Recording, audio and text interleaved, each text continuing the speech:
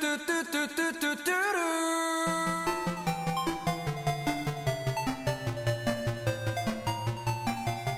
guys, welcome back. This time we're going to take a look at one of the most underrated consoles ever released, and this is also one of my most favourite consoles ever.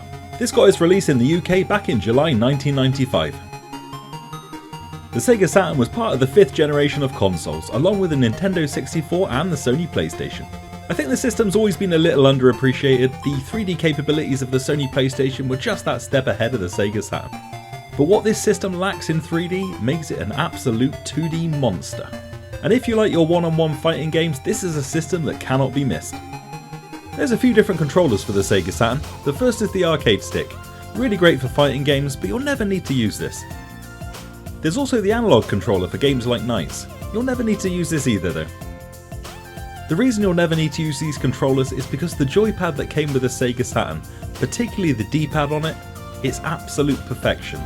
Anyone who's ever used this joypad will know exactly what I'm talking about. This D-pad is absolutely fantastic. For some reason, mankind has not managed to recreate a D-pad as perfect as this. And this is another reason why 2D fighting games are so perfect on this system. There are modern recreations of the Sega Saturn pad that you can pick up by Retrobit. These are for the original Sega Saturn, and you can get them in USB for PC emulation as well. These aren't quite as good as the original Saturn pad, but a really good effort, and they're definitely worth picking up. And you can also get a Bluetooth version as well. I know a few people will be unhappy about this, but I never liked the PlayStation pad, the original PS1 pad, that D-pad that was sort of sunk below the surface. Never liked that for fighting games at all. And whilst I love the PS1, that was where my journey ended. I never picked up a PS2, 3, 4 or 5. And I think partly it was down to that joypad. Felt a bit too small and didn't like that D-pad, and that was enough. That was where my journey with Sony ended.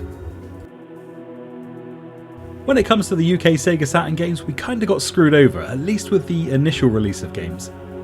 These came in these cardboard sleeves with a CD tray attached, and these fall apart so easily. It's really hard to get these early games in good condition these days. I did see a lot of places sell reproduction cases, well, the original artwork in a DVD case, so I thought I'd try some of those. There's only one problem though. The instructions just don't fit, and if the instructions don't fit, it's pretty much useless. Thankfully Sega did see sense in the end, and we got the later revision plastic cases, and you can get reissues of some of the early games in these plastic cases, so hunt those out. Sega Rally, that had a release in cardboard case and plastic case. Same for Virtua Fighter 2, cardboard case and a plastic case that I think only got released in France. I had to import that, but I really liked the game, so import it I did. Before we take a look at the games, it's worth having a quick look at the backup memory cartridge and also the red cartridge here, which is a pseudo Saturn Kai. Basically a modern cartridge that lets you play backup games as well as games from other regions. It's something that's really handy to have. So as I said, the 3D graphics on the Sega Saturn do look a little bit rough these days.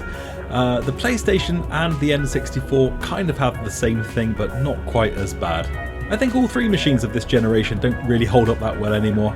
It's that kind of awkward transition between 2D and 3D, but we're going to look at these games without any fancy upscaling. As a kid, when you were playing these, you were probably playing these on a 15-inch TV. You're probably not going to be playing them on a 50-inch TV that you would these days. So with these sketchy graphics, we didn't really notice it that much. If I do a head-to-head comparison of the Sega Saturn and the PlayStation, the difference is obvious. The PlayStation seems to be a higher resolution and a better frame rate. But times have moved on, and to be honest, it wouldn't be my choice to play either of these systems on real hardware anymore. I would use emulation.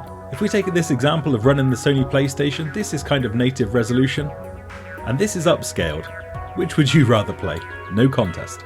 And you've got all the benefits of modern wireless controllers, save states. As much as I love the old hardware and the nostalgia, it seems a bit of a chore to use it these days. Of course, that's not to say the Sega Saturn can't do 3D. Occasionally we get the odd surprise, and one of those was Virtua Fighter 2. Now this was developed by someone who really knows the hardware. They've done a fantastic job on this. I remember seeing this is one of the first games I saw, ran in a really high resolution mode. And it looked really great on a CRT TV, and to be fair, it looks pretty good on a high def TV these days as well. And I think the graphics of this one are easily up there with any of the PlayStation fighters. So it can be done, but the Sega Saturn's a notoriously hard console to program for. But this shows what happens when you give a game to a team who knows exactly what they're doing. Another great game pack worth picking up is the Sega Ages pack. This gives you 3 games, Afterburner, Space Harrier and Outrun, and this might well be the first time I played an arcade perfect game at home, on home hardware. And to my eyes it's absolutely arcade perfect. And for me, Afterburner is the pick of the bunch. It's the arcade that I remember as an experience the most. This sit down version of Afterburner, the cockpit move-in, Afterburners, this is as close as you can get to it at home, on a home console. Space Harrier's on there as well, a really impressive arcade game. I never really got that addicted to this one though, it seemed a little bit basic, but I know it does have its fans. Also on the pack though is Outrun, and everyone loves Outrun the arcade, an absolute Sega classic. This video is primarily focused on UK released Sega Saturn games, and one that did come out in the UK is D. And I think all these games are very much of their time, full motion video games where you walk around and solve puzzles. Started with consoles like the Mega CD, the Amiga CD32. We've got this new storage medium called CD, and we're going to use every last megabyte of it to fill it up with music and video. And whilst there wasn't much of a game there, this looked absolutely incredible on a TV at the time. A CRT TV really did sort of help with the low bitrate video, you didn't really notice it. And this is such a great looking stylized game. This would do fantastic on a modern VR release. Nice slow gameplay, walking around the house, picking up items to solve puzzles. It would really suit that kind of first person slow gameplay nature. But although this game's just basically a video file playing off the CD, it looked absolutely amazing. And I really do love the graphic style of this game. But what this game lacks in gameplay, and it's pretty much everything, this game doesn't really have any gameplay. It makes up for it in video and sound and atmosphere. This game is incredibly atmospheric, and I find this game particularly nostalgic to play. Switch the lights off, take things slow, and you will really enjoy this game. It is a very slow paced game though, and it will take you quite a while to get places, so if you get frustrated, probably best give this one a miss. Hope for a remake.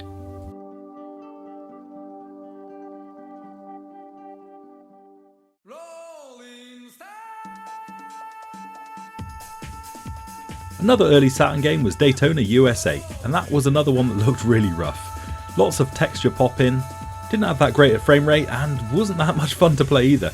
A lot of those problems were corrected in this version, Daytona USA Championship Circuit Edition.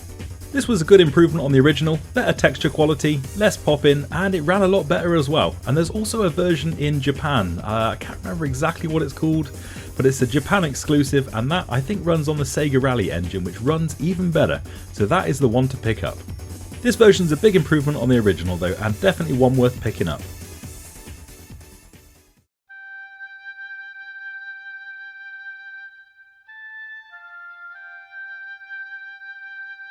October 24th, 1996. The very first Tomb Raider game is released on the Sega Saturn, and it was this console that it came out on first. So this is the very first game on the very first console it got released on. I could never get too far in this one, but I remember my brother being a big fan of this one. I remember enjoying just watching him play the game, solving these puzzles and stuff, and just seeing new things. And with its many sequels, obviously it was a success, and this was just the start of many adventures for Lara Croft.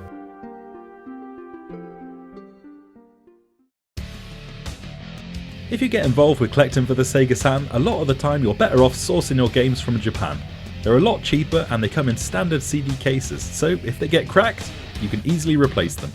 Another great thing about Japanese games is there's usually loads of them, and you can still find games sealed. And I picked this up fighting Vipers for about £15, but it did get a UK release as well, and this was probably the first fighting game that made me think that 3D fighters had a place. I really enjoyed Virtua Fighter and Virtua Fighter 2, but they always felt a little bit too slow. This one's perfect, nice and fast, decent roster of characters. And there's some really cool moves in this one, combo juggles, and you can throw people out of the ring and stuff like that. This is a great game, nice and cheap, it's definitely worth picking up.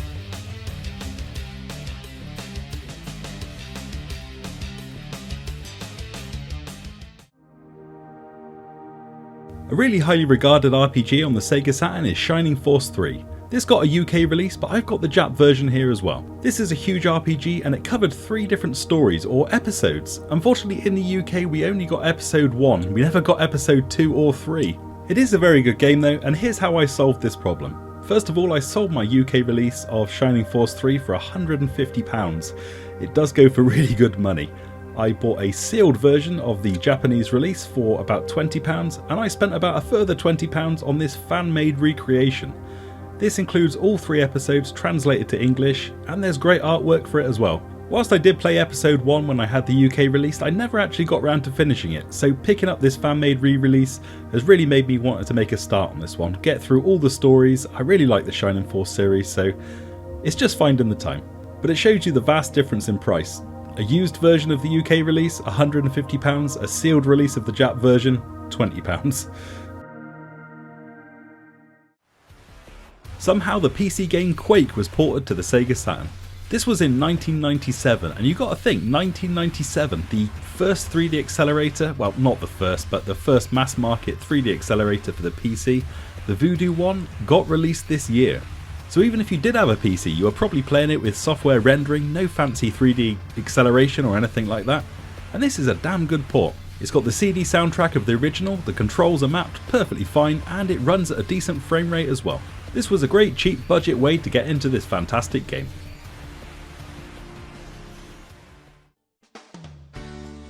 If you're going to talk about the Sega Saturn, you've got to talk about the game Knights.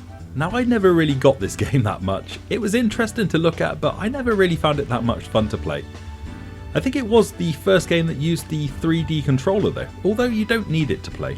My brother was a big fan of this game though, so most of my experience of this game is watching him play, defeating the bosses and stuff and clearing the different stages. He seemed to like it, so the game has got its fans.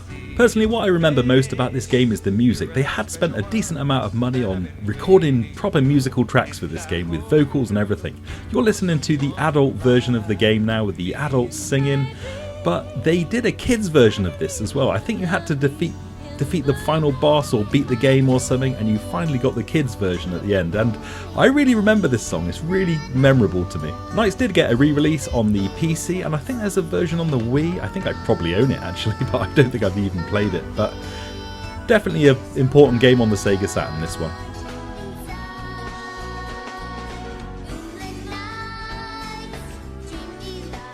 But we've looked at a few different Sega Saturn games now and some of the hardware, and I want to show you my personal top 10. My personal top 10 games for this great system.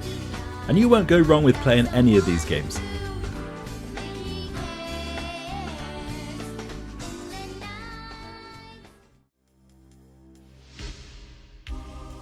Duke Nukem 3D takes the number 10 spot. This is a great conversion to the Sega Saturn. Originally this game came out on the PC running on the Build engine, and it got this brilliant conversion to the Saturn running on the Slave Driver engine. And that Slave Driver engine ran a number of 3D games for the Sega Saturn, not least Quake, which we've already seen running. But for first person shooter games on the Saturn, I think this is probably the best looking game out of the lot. They've really spent some time on this one. It runs at a fantastic frame rate. I honestly can't think of many things they could have done to improve this version. It's also completely uncensored, unlike some of the other versions. And it's not too expensive, even as a UK release, so this is one that's definitely worth picking up.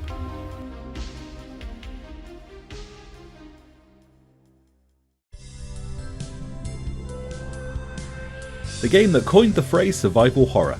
And whilst it's far better known for being on the PlayStation, it did get a release on the Sega Saturn as well, and this is how I first played the game. So there's definitely a bit of nostalgia there, but I've always preferred the earlier Resident Evil games. I never really got on with the later ones. I do like the remakes of the first and the second game though. But I always keep coming back to the first game. Although the controls are a little bit clunky, it's still got all the charm, it's got all the cheesy voice acting. And the Sega Saturn version's got a few extra features as well. There's a battle mode game, which you don't get in any other version of the game, and I think there's a hidden key where you can use it when you complete the game to change your outfit and stuff like that. Just a small little extra, but it is a little extra. Every couple of years I'll replay Resident Evil, maybe on the Sega Saturn or maybe on the PlayStation. I always enjoy the game, even if some of the puzzles are, there's a switch, will you push it, there's a ladder, will you climb it, will you pick up the key, that sort of thing. The game's got an iconic ending theme, Still Dawn, that you're listening to now, and there's as much cheesy FMV video as you can handle. A classic game then, and one I'm sure to play again in the future.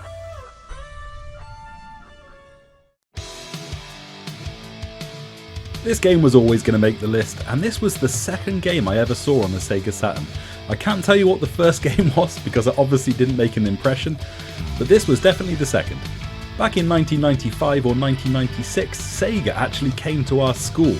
They drove a bus in and they had TVs and a bunch of Sega Saturn consoles to sort of advertise the machine.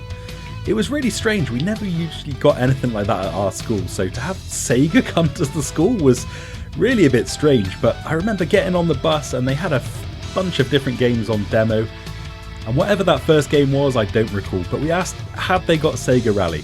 We'd obviously heard about this game from somewhere and they did have it, and they put it on all the consoles, and I remember playing it and I thought it was absolutely brilliant. Although the game's only got a few different cars and only a few different tracks, it's absolutely fantastic, really recreates driving on loose surfaces and doing power slides around corners. And whilst the graphics could never live up to the arcade, the soundtrack absolutely could, and it's far, far better than the arcade. Obviously it's a CD based system, so you can basically just play CD music, and the CD soundtrack to Sega Rally is absolutely sublime. One of the best soundtracks on the entire system, and the game was fun back in the day and it still holds up today just fine.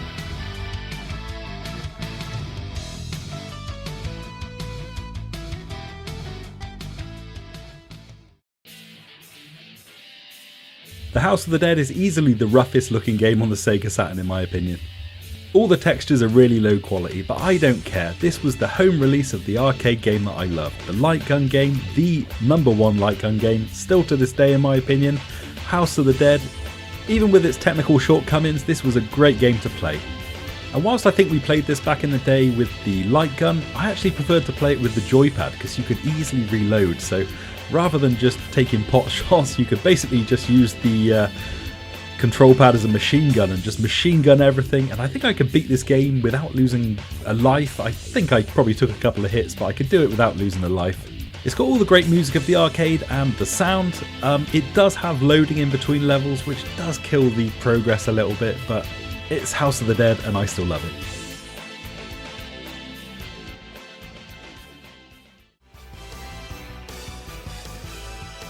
If side-scrolling beat-em-ups are your thing, you don't need to look any further than Guardian Heroes.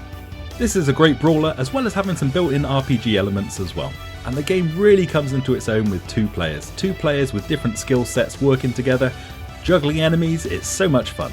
You can also choose different routes through the game as well, so you're not always getting the same story, and there's some great boss fights in there as well.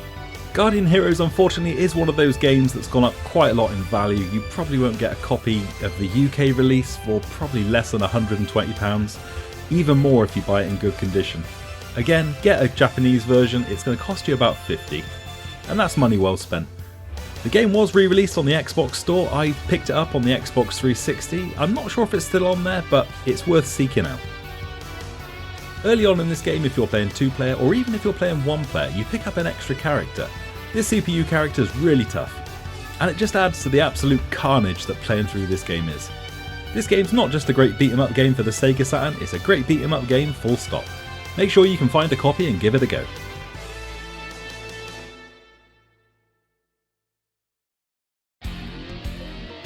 Into the top 5 now with Fighters Megamix.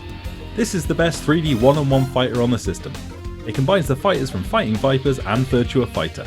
And there's a bunch of extra hidden fighters as well. I think there's over 30 characters in this game. So although the graphics aren't quite as good as Virtua Fighter 2 is, and you do lose the stages with the ring outs, it easily makes up for it with the game's content. There's a bunch of different game modes in this one as well, and as I say, the hidden fighters is kind of the thing in this game. You can play as Janet from Virtua Cop 2 and the Daytona car from Daytona USA, and you can also play as the kids versions of some of the Virtua Fighter characters.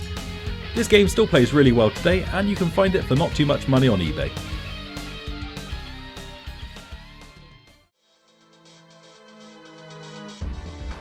Number 4 is Panzer Dragoon 2, and I never really got on with the first Panzer Dragoon game, never really clicked with me.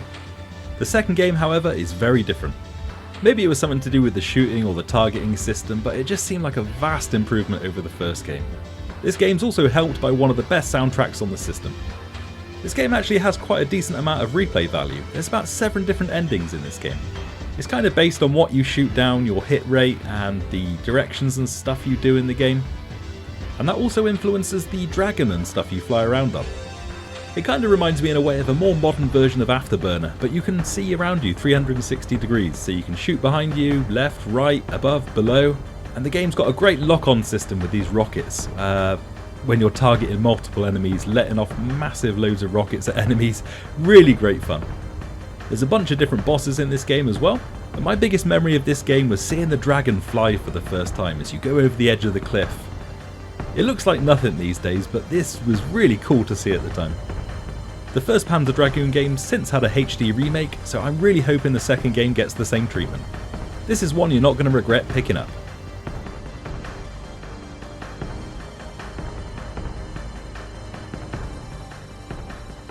Street Fighter Alpha 2 is the best overall fighting game on the Sega Saturn. And thanks to that awesome D-pad, the moves you want to do are the moves that come out.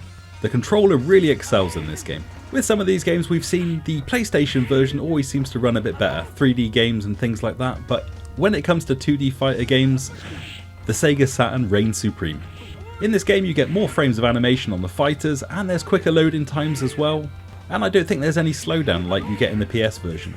It was with later 2D fighting games where the Sega Saturn extended its lead even further over the PlayStation. If you've ever played X-Men vs Street Fighter on the PlayStation and the same game on the Sega Saturn, the difference is massive. You could get memory expansion carts for the Saturn, but it also came with a bit more memory off the bat as well, so that really helped with some of these fighting games. But with X-Men vs Street Fighter, you were playing a character, but you could also tag team in your second player.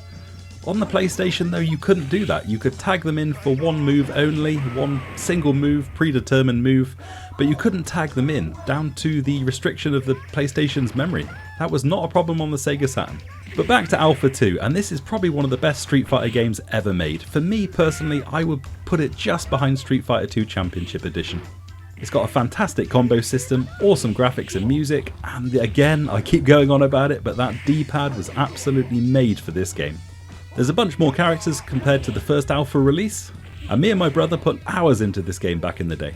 Pick up the Japanese release, you can get it for about £20.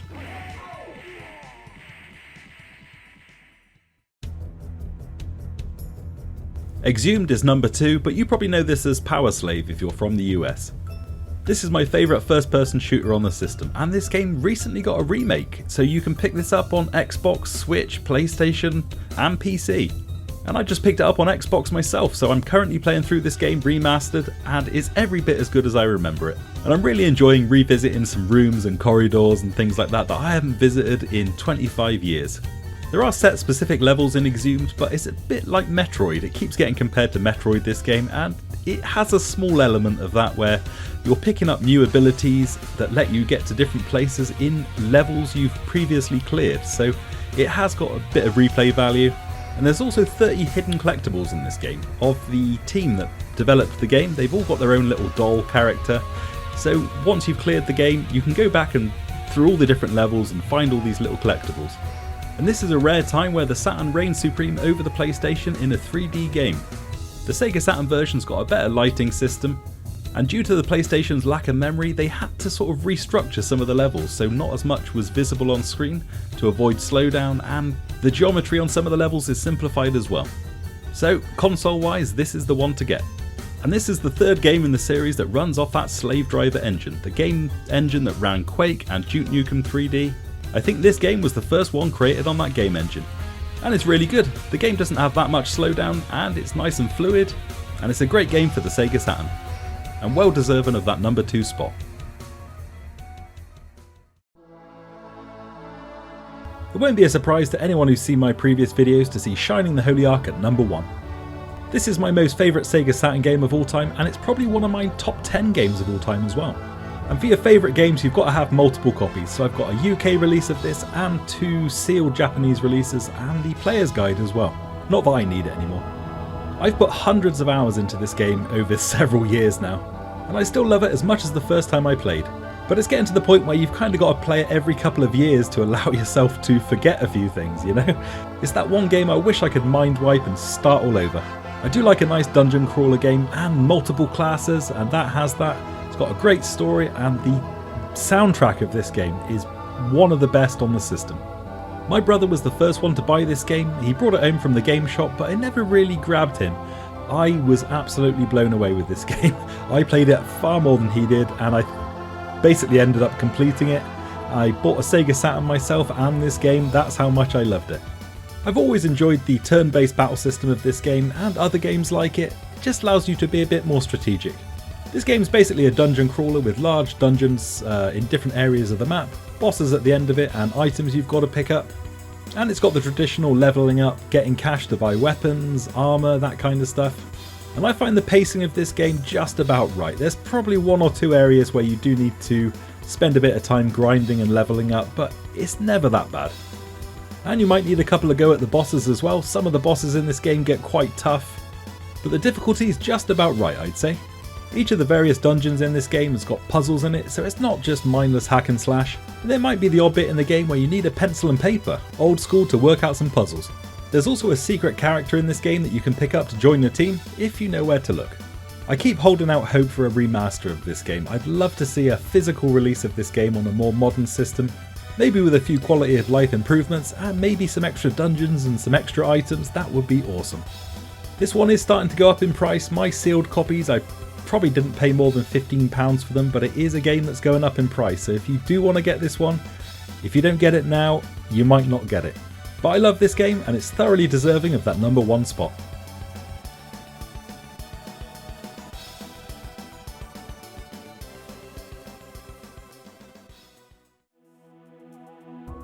So that was my UK experience with the Sega Saturn, and I've purposely kept this to UK release games only. And I know there's a bunch of games I've missed. There's the Virtua Cop games, they're really good, and Panzer Dragoon Saga, I know people love that game, but I've never played it. So I don't know, it might be brilliant, it might not be. Let me know in the comments what your favourite games for the Sega Saturn are. I've got far more Japanese games than I have UK games, so I'm going to do a separate episode on those at some point, including the more bizarre ones for the more discerning pervert. For some reason it's crap like this that I can't stop collecting. But I hope you enjoyed that roundup of games. Take it easy and I'll see you next time.